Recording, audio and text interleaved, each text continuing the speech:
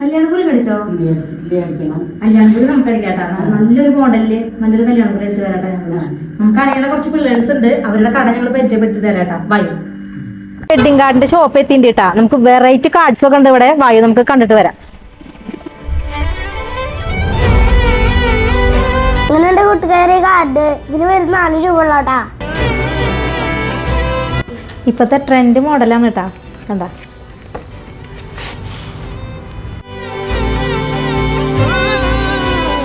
ഞാൻ പറഞ്ഞില്ലേ ഇവിടെ വെറൈറ്റി മോഡൽസ് കാർഡുകൾ ഉണ്ട്.